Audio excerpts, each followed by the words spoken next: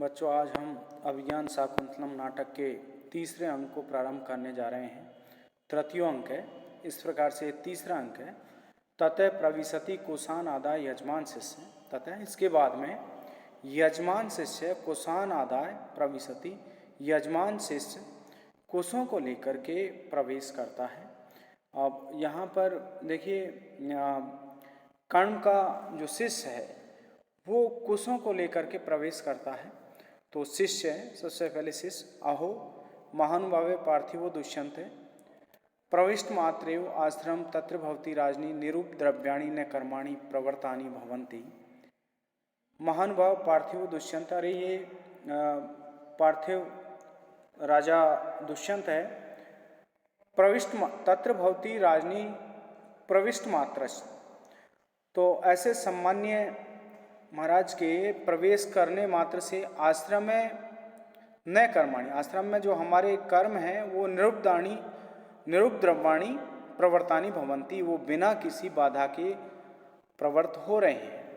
यानी राजा दुष्यंत के आश्रम में प्रवेश करने मात्र से ही जो वहाँ यज्ञ अनुष्ठान इत्यादि जो कर्म हैं वो बिना किसी विघ्न के, बिना किसी बाधा के संपन्न हो रहे हैं।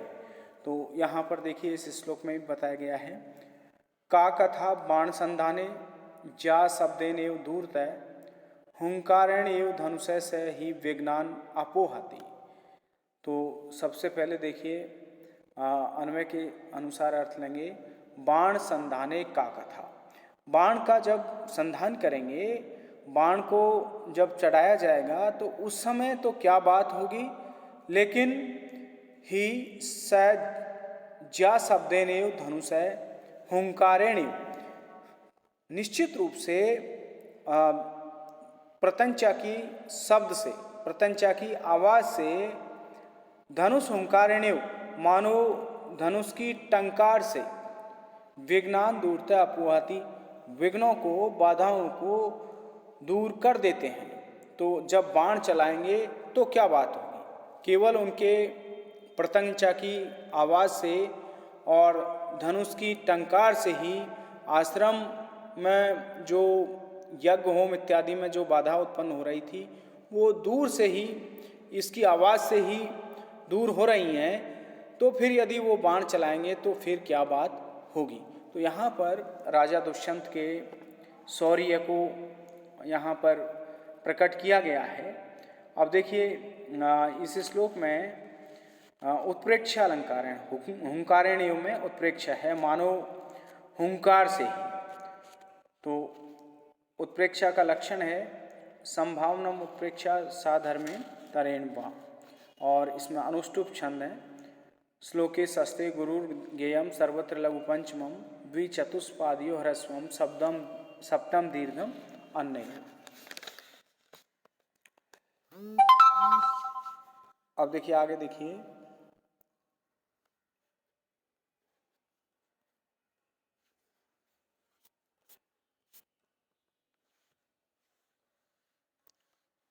ये यावद इमान वेदी संस्थानम दर्भान ऋत्विक उपनयामी परिक्रम अवलोक्य, यावद जब तक इमान वेदी संस्थानार्थम, इस वेदी पर बिछाने के लिए, दर्भान संस्थानार्थम कुश बिछाने के लिए, ऋत्विक उपनयामी, मैं ऋत्विकों को लेकर के आता हूँ, परिक्रम अवलोक्य, घूम करके और देख करके, आकाश की तरफ देख करके, प्रियम वदे कस्यदम उसीर अनुलेपनम मृणालवंती च नलिनी पत्राणि नीयन्ते।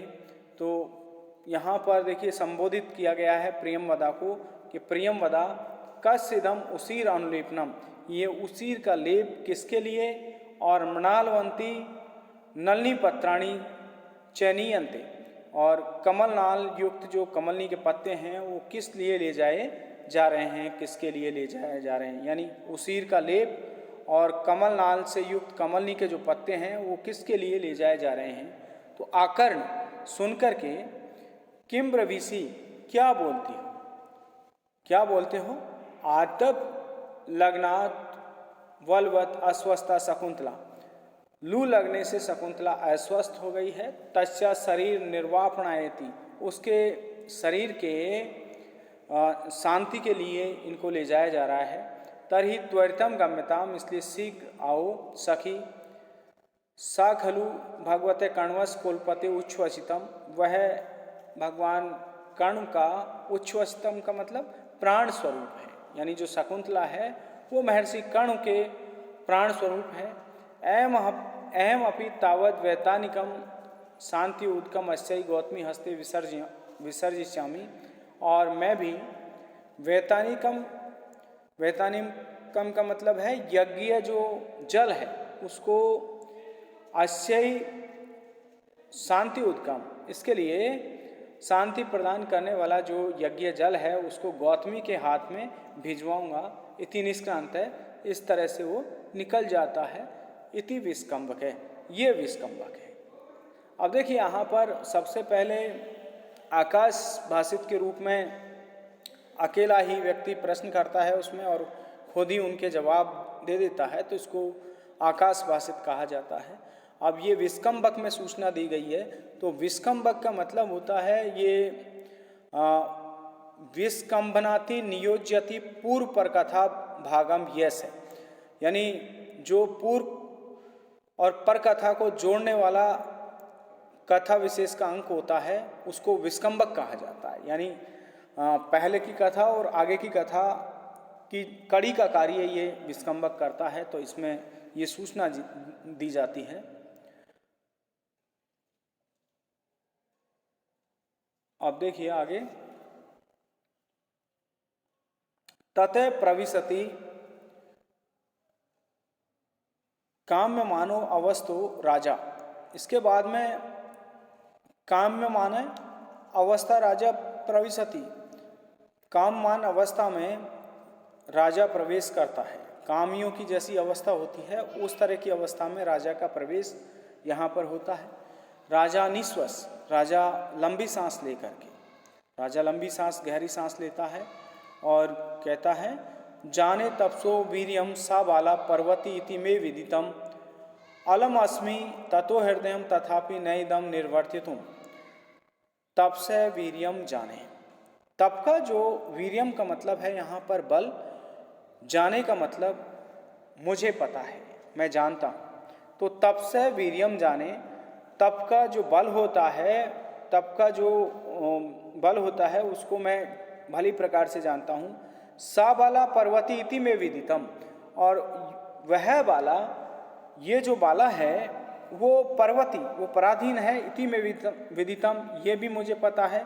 तथापि इदम हृदयम तते निर्वर्तितुम अलम न अस्मि, लेकिन फिर भी तथापि इदम हृदयम, इस हृदय को तते निर्वर्तितुम, उससे लौटाने में अलम न अस्मि, मैं समर्थ नहीं। यानी मुझे ये सबसे पहली बात तो मुझे ये पता है कि तप के अंदर कितना बल होता है, क्योंकि तप की जो शक्ति है उसको वो राजा दुष्यंत ठीक प्रकार से जानता है। इसके अलावा उस राजा दुष्यंत को ये भी पता है कि इस समय ये जो शकुंतला है ये पराधीन है, ये स्वयं कोई निर्णय नहीं ले सकती है। लेकिन इतना सब कुछ जानते हुए भी तथापि इदम हृदयम, इदम हृदयम का मतलब राजा दुष्यंत का जो हृदय है वो ततः निर्वर्तितुम, उस शकुंतला से लौटाने में अलम न अस्मि, वह समर्थ नहीं है। यानी राजा दुष्यंत को शकुंतला से अत्यधिक मोह हो गया है और उसका जो मन है वो शकुंतला से वापस लौटाने में वो समर्थ नहीं है। अब इसमें देखिए इसकी व्याकरणात्मक टिप्पणी देखते हैं। तो सबसे पहले इसमें बाला शब्द आया है, तो बाला शब्द आषोड़शी कन्या, लगभग 16 साल की कन्या को उस समय शास्त्रों में बाला कहा जाता था। एक इसमें आया है निर्वर्तितुम, नि उपसर्ग व्रत धातु और निच प्रत्यय और तुमुन प्रत्यय, निर्वर्तितुम।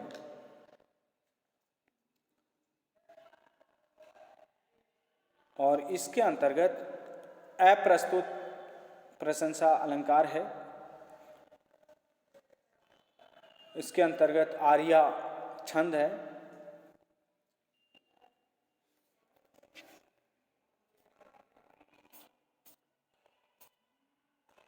अब मदन बाधाम निरूप काम बाधा को देखते हुए भगवान कुसुम आयुध त्वया चंद्रमसा च विश्वसनीयता अतिसंधीयते कामी जनसार्थम। तो यहाँ पर देखिए मदन बाधाम निरूप काम बाधा का एक तरह से अभिनय करके भगवान कुसुम आयुध आप फूल रूपी बाण वाले हैं, त्वया चंद्रमसा च और चंद्रमा के द्वारा विश्वसनीयता अतिसंधीयते कामी जन सार्थम। जो कामी जन हैं उनका जो कामी जनों का जो समूह है उसको अतिसंधीयते उसको अत्यधिक प्रताड़ित किया जा रहा है। यहाँ पर देखिए काम पीड़ा का अभिनय करता हुआ राजा दुष्यंत कहता है कि भगवान कामदेव और विश्वास योग्य भी आप और चंद्रमा के द्वारा, क्योंकि सबसे ज़्यादा विश्वास भगवान कामदेव पर किया जाता है और चंद्रमा पर किया जाता है। तो इस समय आप दोनों कामी लोगों का जो समूह है उसको अत्यधिक रूप से आप प्रताड़ित कर रहे हो। कोतः क्योंकि आप किस तरह से कर रहे हैं देखिए, तव कुसुम सरत्वम तव कुसुम सरत्वम शीत रश्मित्वम इंदो द्वयम इदम अयथार्थम दृश्यते मद विदेशु विसर्जति हिमगर्भई अग्नि इंदु मयूखई त्वम अपि कुसुम बाणान वज्रसारी करोसी। तो अब यहाँ पर देखिए सबसे पहले अन्वय करेंगे इसका। तव कुसुम सरत्वम, तुम्हारा पुष्प सहायक होना। भगवान कामदेव के लिए राजा दुष्यंत संबोधित करते हुए कहते हैं इस श्लोक में कि हे भगवान कामदेव, तुम्हारा तो पुष्प सहायक होना यानी फूल रूपी बाण वाले हो आप, और जो चंद्रमा है इंदो शीत रश्मित्वम, और चंद्रमा शीतल किरणों वाला होता है। लेकिन ये संयोग की बात है कि इदम द्वयम, ये दोनों मद विदेशु अयथार्थम दृश्यते, मेरे जैसे लोगों के लिए असत्य ही मालूम पड़ रहे हैं। यानी मेरे जैसे व्यक्ति के संदर्भ में या मेरे जैसे व्यक्ति के विषय में तो ये असत्य दिखलाई पड़ रहे हैं। अब कैसे असत्य दिखलाई पड़ रहे हैं देखेंगे। इंदु हिम गर्भई मयूखई अग्निम विसर्जति, जो चंद्रमा है वो तुषार रूपी किरणों से अग्निम विसर्जति, अग्नि बरसाता है, अग्नि की वर्षा करता है। यानी चंद्रमा अपनी तुषारपूर्ण जो किरणें हैं उनसे अग्नि की वर्षा करता है। और इसके अलावा त्वम अपि कुसुम बाणान वज्रसारी करोसी, और हे भगवान कामदेव, आप कुसुम बाणान फूल रूपी बाणों से वज्रसारी करोसी, वज्र जैसा प्रहार कर रहे हो, वज्र जैसा कठोर बना रहे हो। तो अब यहाँ पर देखिए राजा दुष्यंत इस समय काम भावना से पीड़ित है, तो विरह की अवस्था में है। तो इस दशा का यहाँ पर यथार्थ चित्रण किया गया है। अब संयोग की अवस्था में क्या होता है, कामदेव के फूलों के बाण सुख पहुँचाते हैं और चंद्रमा की जो शीतल किरणें होती हैं वो ताप को हरने वाली होती हैं। लेकिन ये तो संयोग की अवस्था हो गई। जब यही अवस्था वियोग की होती है तो स्थिति विपरीत बन जाती है। राजा के लिए चंद्रमा की जो शीतल किरणें हैं वो विरह अग्नि को बरसा रही हैं, यानी उसकी काम भावनाओं को और अधिक उद्दीप्त कर रही हैं। और इसके अलावा जो चंद्रमा की शीतल किरणें हैं वो अग्नि का अनुभव कराने लगती हैं। तो यहाँ पर काम के कुसुम बाण भी वज्र के तुल्य कठोर बन करके उसको विरह में व्यथित कर रहे हैं, अंतःकरण को विदीर्ण कर रहे हैं। तो अब ये इसकी व्याख्या है। देखिए अब देखिए इसमें विषम अलंकार का प्रयोग किया गया है, क्योंकि शीतल किरणों से अग्नि की वर्षा, विपरीत कार्य हो रहा है। और पुष्प के बाणों से वज्रवत कठोर प्रहार करना, यानी फूल रूपी जो बाण है उनसे वज्र के समान कैसे प्रहार हो सकता है, तो ये भी विपरीत बात यहाँ पर कही गई है। तो इन दोनों स्थलों पर विषम अलंकार का प्रयोग किया गया है। देखिए इसमें यथासंक अलंकार भी है और मालिनी छंद है, नन में ययुते अयम मालिनी भोगी लोके। धन्यवाद।